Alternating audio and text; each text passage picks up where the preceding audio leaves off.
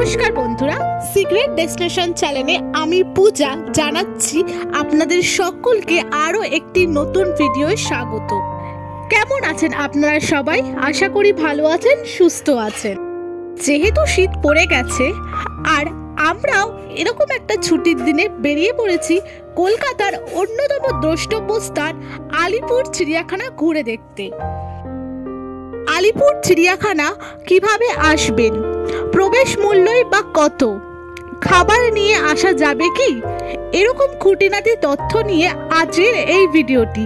তাহলে চলুন ভিডিওটি শুরু করা যাক।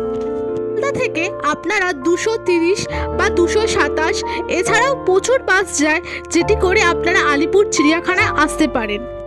যদি কেউ হাওড়া স্টেশন থেকে যান তাহলে এসি 12D বা শখের বাজার হাওড়া মিনি এইসব বাসে করে আপনারা আলিপুর চিড়িয়াখানা আসতে পারেন।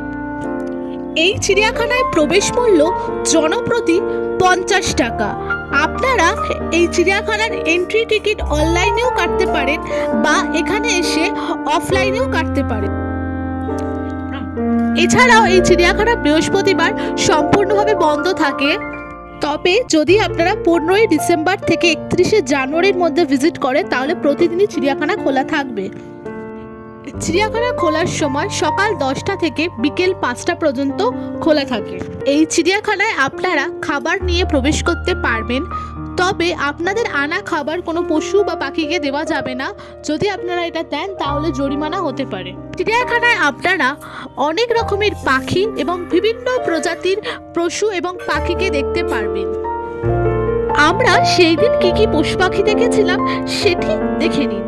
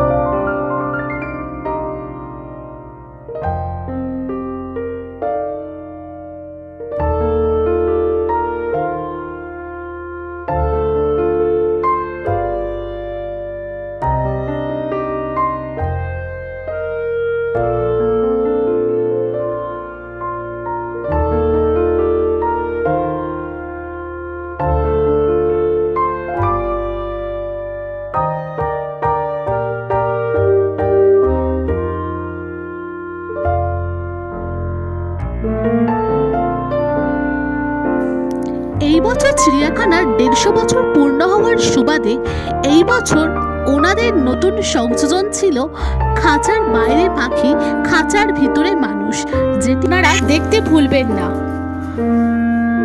আমাদের সাথে চিড়িয়াখানা ঘুরে দেখতে কেমন লাগলো অবশ্যই কমেন্ট করে জানাবেন। দেখা হচ্ছে খুবই শীঘ্রই নতুন ভিডিওতে। ভালো থাকবেন, টাটা।